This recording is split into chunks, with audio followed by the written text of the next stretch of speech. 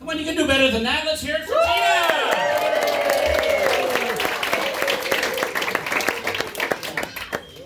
Thank you. I love that.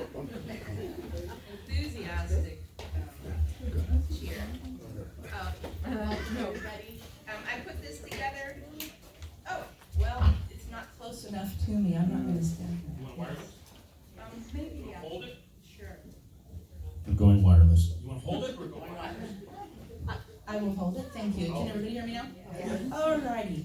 So, let me make sure I have my tissues here because I'm a crier. Daddy never liked that.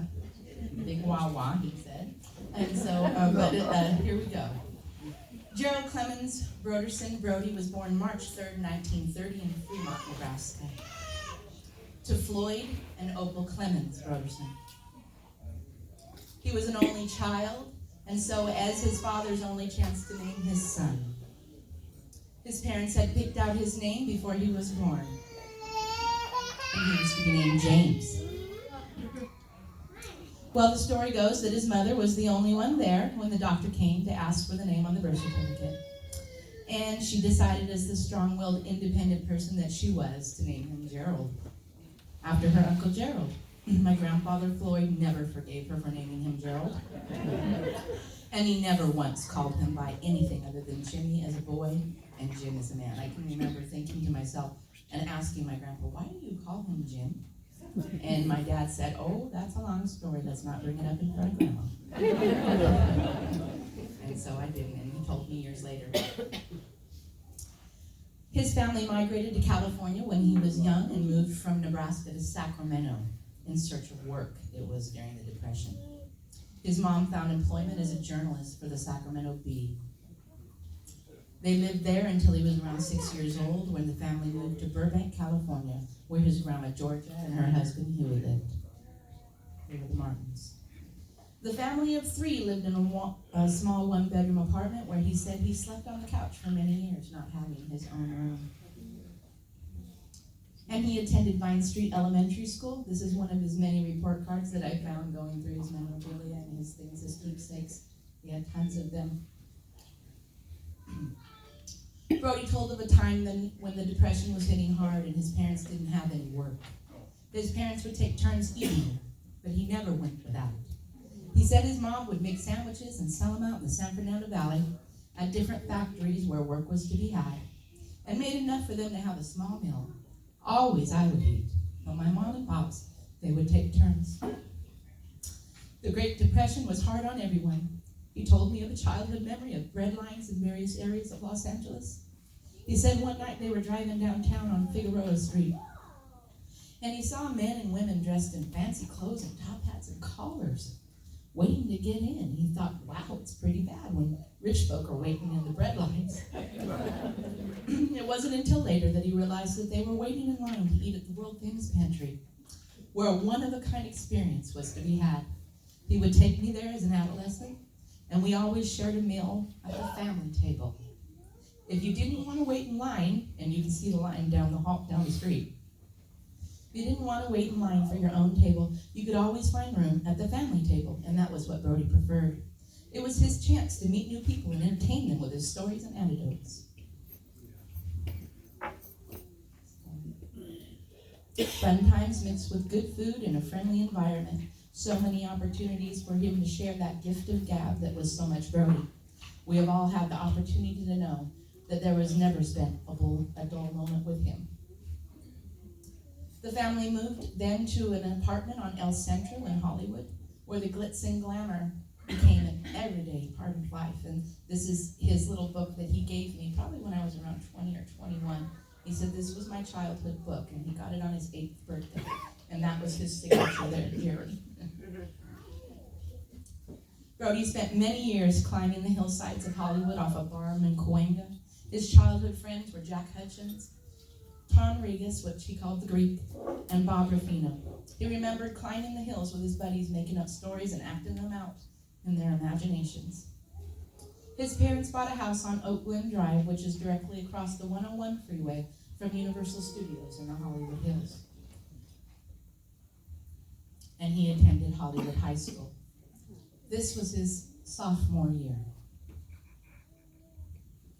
He went off to the Korean War when he was 18, but he always kept in contact with his old friends throughout the years. When Brodie returned stateside from the war, he began attending LA Valley College and joined the theater department where he met our mother, Donna Clark. Brodie loved the Clark family, and the two families merged as their lives, the Broderson-Clark family, became one. He admired my Grandpa Clark, who was a professional singer in the industry, and always referred to him as Old Man Clark. He was called Jerry at the time, my Aunt Bonnie said, and he's always been my brother-in-law, no matter what. We have a long history, and I was doing the math, I think it's 64 years, since 1955. Brodie was deeply in love with the dream of being a cowboy, and he spent his life fantasizing about the open range on a horse. He didn't just want to be a cowboy, he spent his time working to live that wide, open, carefree life. He would say a real man only needs a pickup truck, a good old dog, and his horse. He spent his days living to the tune of chime bells are ringing, kia-la-la. I can't do it, sorry. I tried. He loved Western movies, and as a young girl, I remember waking up in the middle of the night and hearing the yelp of cowboys and Indians on TV and knew that Daddy was home. I would go out to the living room where he'd be laying in the front of the set on the floor with his pillow. Her name was Frou Frou. And I would curl up with him and watch until I fell back asleep, only to wake up to the sound of the rainbow screen when the station was off the air. He spent many years as a horse photographer, where he hauled his girls around to various horse shows to compete in barrel and pole races, as well as photograph the memories of the winning competitors. Jody remembers going to horse shows with Dad as a 10-year-old, and him loving to introduce her as his wife. As a matter of fact, he introduced all of us as his wives at one time or another, and he always got a real good laugh with that one. And I'm sorry, I was one slide off, and so that was supposed to be while I was talking on that one. He competed with his own horses, or our family horses. Poco Josanne was a caramel-colored quarter horse from Utah. Jello, short for Jealousy, a beautiful black thoroughbred retired racing horse. My sister's beloved Bridget, that was a Shetland pony. A Clydesdale named Beauregard. And later on in years, he had a white stallion named Sunny, who we boarded up the Pickwick Stables in Griffith Park Equestrian Center. It's actually called the Los Angeles Equestrian Center now, in Burbank, where he spent lots of time as a kid. And it's where he really came to fall in love with horses. Every cowboy has to have his good old dog, and Brodie had many. You've seen tons of pictures of him with different dogs, and they were all his. He had many that he loved and cherished. Brodie and Duke, a red-bone hound, he came, and this was on the back of the picture, he said, he came home with me on my paper route. He was lost, and so was I. Brodie liked hunting, and with his rifle that sat in the corner of his closet or behind his bedroom door, my entire life, I remember. As all hunters know, if you're hunting fowl, you need a real good bird dog. One of his pups was named Gunner, who was to become a fine fetcher for when he shot down that pheasant or that quail. So as he went out on the first hunting trip, Brodie shot the rifle, and Gunner got scared, and instead of running to go get the pheasant, he ran and hid. Sorry. Brodie was so disappointed. He loved English setters, and he had Max and Gunner and Ladybird, who was named after Lady Bird Johnson. She gave birth to Sunday and Harold on the Sunday Herald Examiner in Orange County. And he had a Catahoula hot dog named Dixie. And then one day, he came home with a pup that he won in a poker game. He was rather astute at poker, and maybe some of you friends here at Mountain Brook know that, as you probably played with him. I know his grandkids were pretty amazed at how well he played, and he always won us. He won many different animals back in the 1970s, so he always wanted to farm. So he enjoyed playing the local farmers in the Eastvale area, and came home with ducks and chickens and rabbits and horses, and one morning, a calf on the back porch. That was wonderful. We had to feed her with a bottle. That was just great. I remember it. It was sort of scary. So one day he brought home Dot, who was to be his faithful companion from 1971 until she needed to be put down. ripe old age of 18. She was a Queensland Blue Heeler, an Australian Shepherd. And when he brought her home, I remember being so excited to play with her. Until he told me, do not touch her, do not pet her, and do not give her any attention at all. I was a 4-year-old little girl and I didn't understand. But he said, if I let you play with her, she'll be ruined. I need her to know that I'm her master. But he was right, and he was an excellent dog trainer. She only listened to him. Dot to me, he would say, and she would walk over to him. Heel, he would say, and she'd fall into line with his stride. Dot up, he would say, and she jumped into the passenger seat of his old Chevy truck, where he'd roll down the windows and the sound of country music came out of the AM radio. His trucks were always old, at least they were old to me. In the 70s, he drove trucks from the 50s, and in the 80s, he drove trucks from the 60s. He loved these 60 models, and this was his shed. They don't make them like this anymore, he would say, and I said, yep, they put air conditioning and FM radios in these babies now. That's when he would turn off the radio. If you complained about what music was on or whatever, he'd turn it off and say, we don't need the radio when we have songs in our heart. And then we'd go merrily down the street singing and yodeling and enjoying each other's company and the hot air that was coming through the windows. As I recall, I don't ever remember a day in my life that I spent with him that he didn't sing and yodel and go along with just a happy kick in his step, and just always a pleasure to hear him sing. You knew he was happy. That's when you never caught him without his derby, his ukulele, his kazoo, or his juggling pins. I met this crazy kid at Valley College, and he's really funny. His name is Tim Simpson, he said. Somewhere in the 1980s, when I was still in high school, Brodie met Tim. The kid, as he called him, became a part of our family and my dad's best friend. He was the son that Brodie never had. And they palled around, as they would say. They would attend juggling night at Valley College, where all the clowns and entertainers and the funny people would congregate in the gym and share their shtick. They taught each other hat tricks, juggling techniques, and shared tons of jokes and anecdotes. Brodie brought Tim home to meet Mama, and she fell in love with his larger-than-life vaudeville heart, just as Brodie had. What a fun time was to be had by all when these two zanies spent time together. They went to Patty's Diner in Toluca Lake most days for breakfast and would chat with everyone who came through the door. My dad introduced me and everyone else that he knew to what he said was the world's greatest cinnamon roll. It was a 4-inch thick high, smothered in frosting and whipped butter. It was really a one-of-a-kind piece of food. Patty's was quite the hub for actors, musicians, excuse me, and entertainers of all sorts, as Warner Brothers was just down the street, and many other studios. Brodie did a stint as a limo driver and chauffeured many notable people on a regular basis, including the Hopes, Bob and Dolores. He drove them to Palm Springs a lot. Jack Nicholson and John McEnroe. He took them to a lot of Lakers games, and many more, of which he wrote so many of them inside his memoirs, but he had too many to say. He was passionate and knowledgeable about many things political. He listened continuously to talk radio, as was the habit in the Brodieson family household. Brodie came from a long line of conservative Republicans. The sounds of KFI radio anytime, day and night, will forever be indelible in my memory. I know Dar says that she still hears it coming from his room sometimes. He watched Fox News and loved talk show host Rush Limbaugh and many more for years. Brodie was an avid political advocate for the things in this world that he felt were important.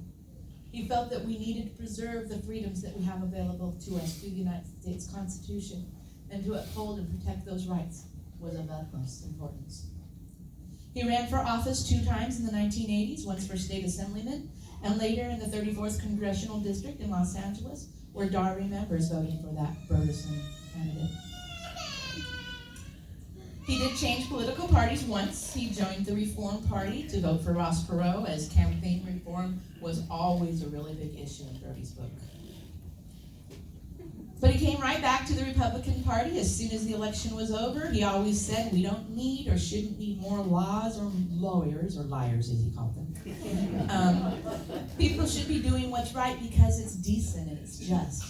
We shouldn't need more laws to enforce common decency amongst people.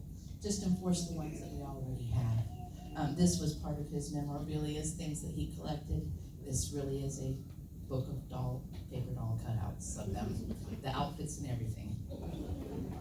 Society and the general lack of caring people that people didn't care about, it bothered him. So his campaign slogan was Brodie Cares. We need people to take back the streets from drug dealers and thugs, he would say. We need people who are not afraid to stand up against what they feel is wrong. This is his writing here. He felt so strong about it that he told the story of watching the news and seeing Curtis Sweela, the founder of the Guardian Angels. He was in Hollywood where he was organizing the community to take back their streets from drug dealers.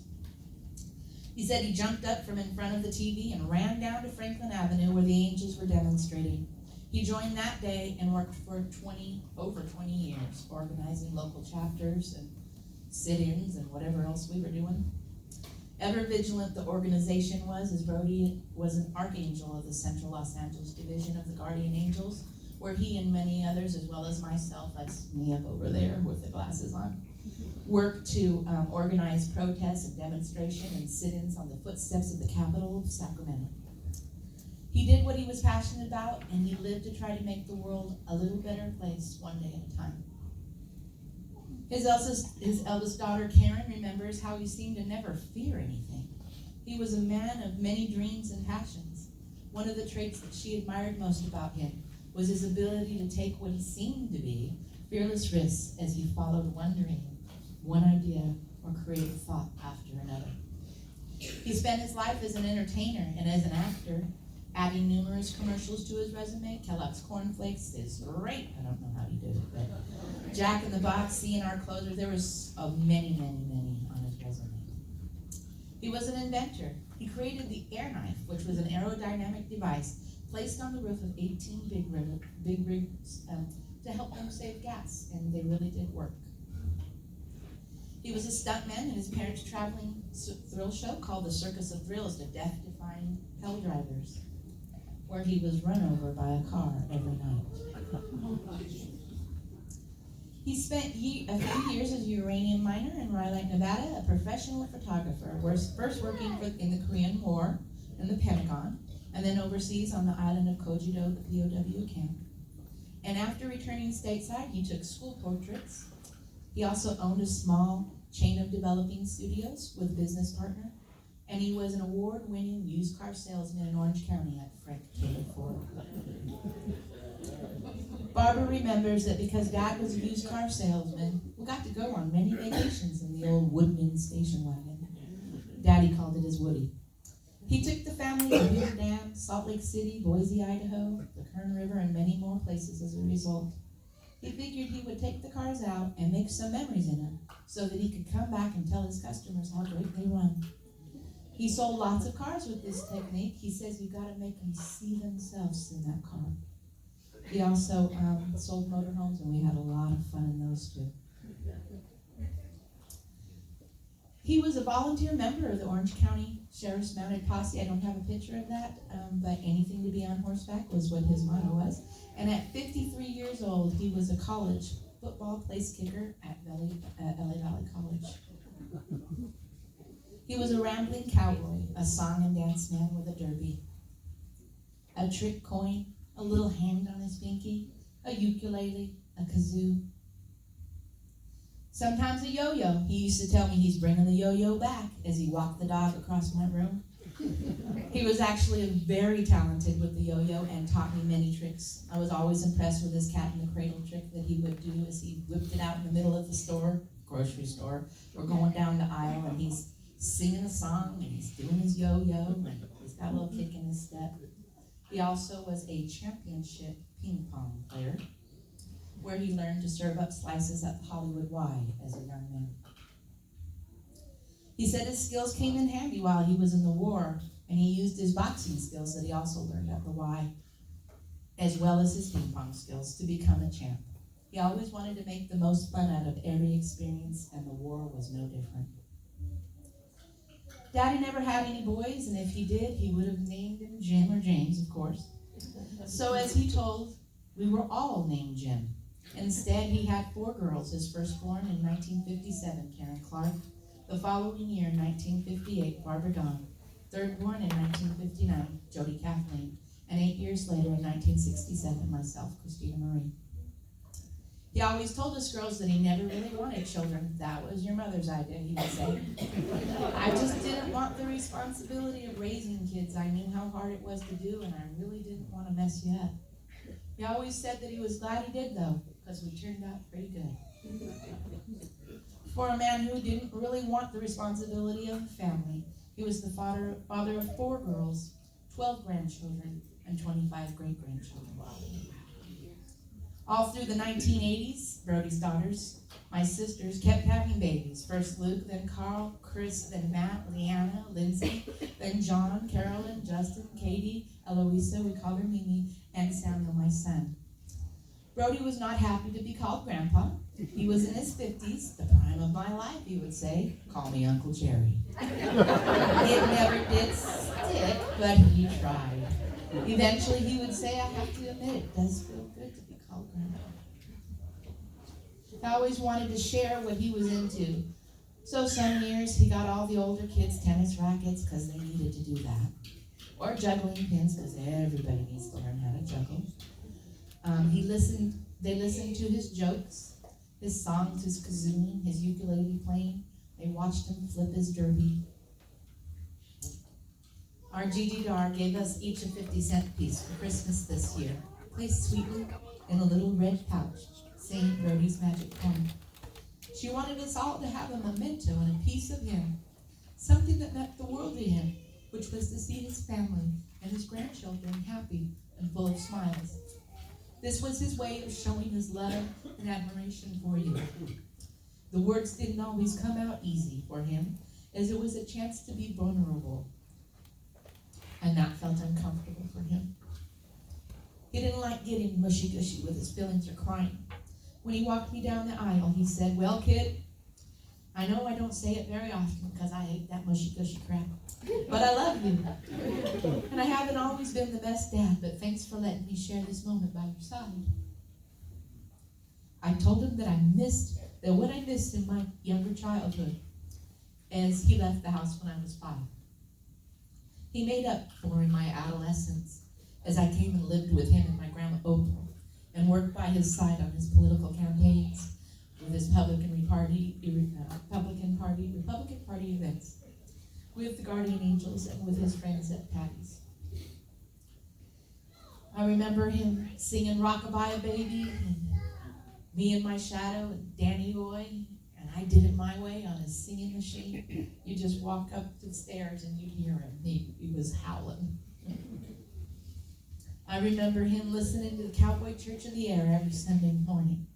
Him shaving with his old little pestle and mortar, slapping his face with Old Spice. They always smelled like Irish Spring and Old Spice. So many wonderful memories with him. He always made up for lost time.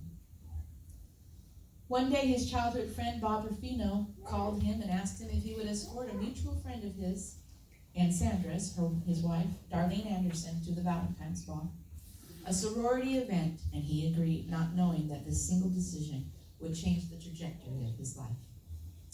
He met Dar and said he fell in love immediately with her fun, cheerful attitude. I had so much fun dancing and getting to know her, and very quickly I wanted to spend as much time with her as I could. He said, that's how you know you're in love, when your heart longs to be with them. They married shortly after and lived in the San Fernando Valley until Dar retired from her career in nursing. And then they moved up to Big Bear, where they enjoyed the crisp mountain air, the beautiful lake, surrounded by pine trees. Where They, along with many of us in this room, have lasting memories of the cabin and then their house. Brodie became heavily involved in the cowboy days up there and celebrated every year with huge events that he and Dar always enjoyed together. Dad talked a lot about how he loved to see Darlene's face light up when she watched her beloved Vikings play. He said, she's a Swede for sure, yeah. He loved his impressions too. The Duke, howdy Pilgrim, I can't do that one, sorry. His Carol Channing, remember, diamonds are a girl's best friend. You did that one all the time. I'm sure you can think of many more, including some Tarzan yell. And no, I can't do that one. Jody was actually the only one in the family that could do it pretty halfway decent. Brodie and Dar decided to move out of the state. He'd been disenchanted with his beloved California as the taxes and prices of everything became a ripoff, as he would say. So the search began, and they drove the nation in search of a retirement community that would be a place for them to permanently settle. After trips to many horse ranches in Montana and many other places, they chose Mountain Brook as their home for many years now. All of you know Brodie and Dar and have loved and respected them. Brodie was the black and white shoe-wearing, pink-sprinkled, donut-eating, funny guy and life of the party. He loved to sing and dance, talk politics, and make people smile.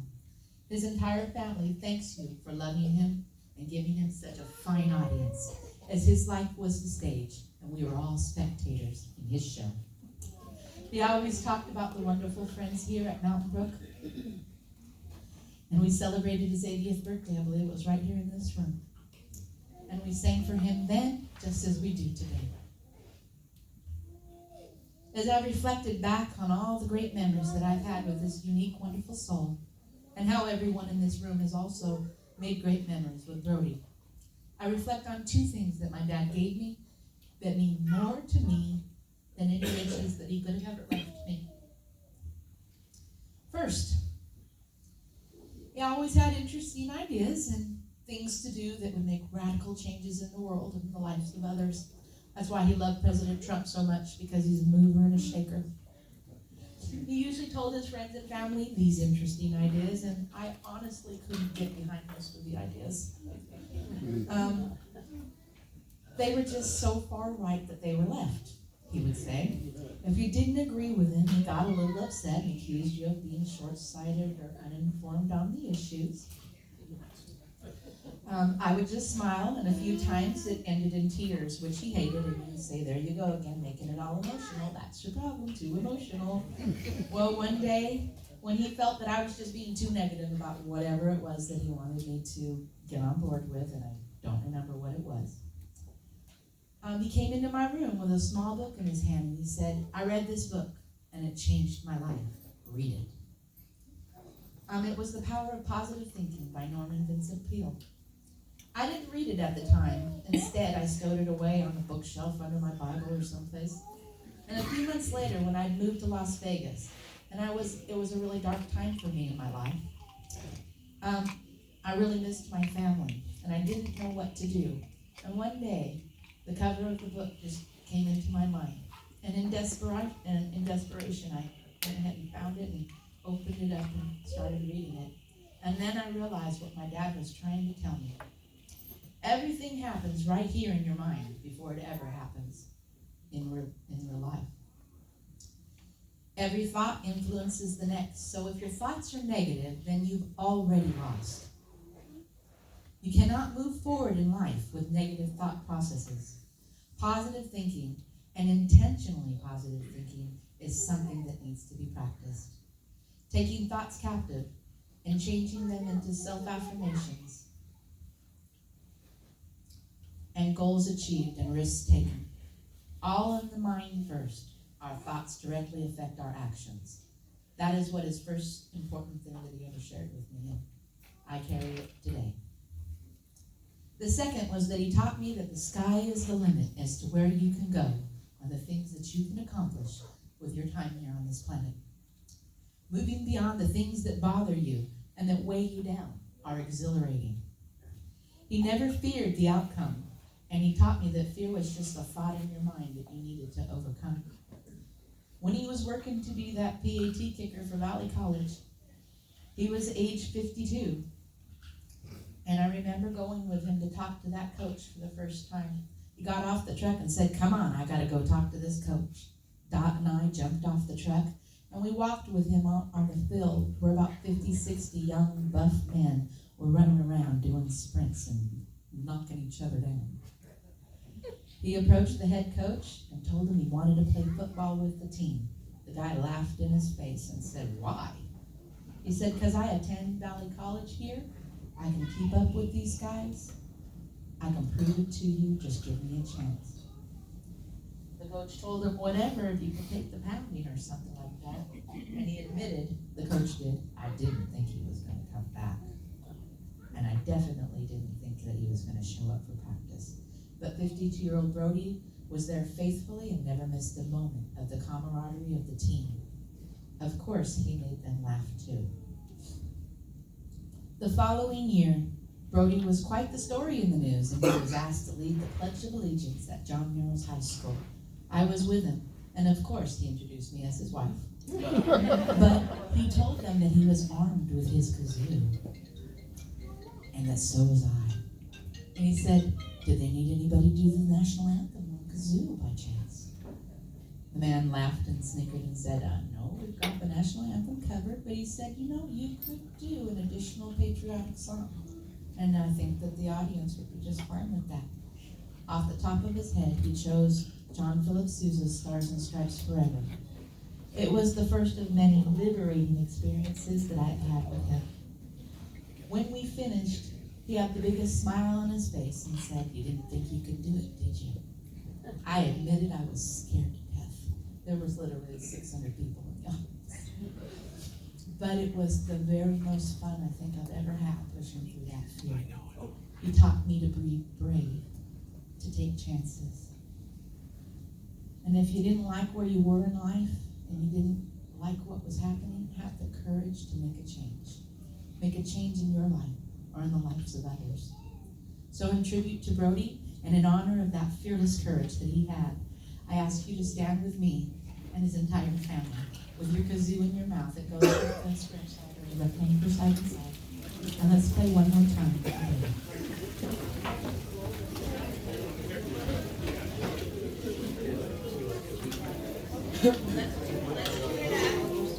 Give us a second to tune up, and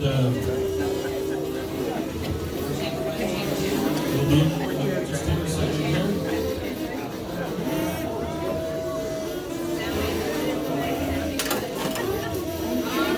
Not yet. Still, we gotta get the music. Almost there. Almost there.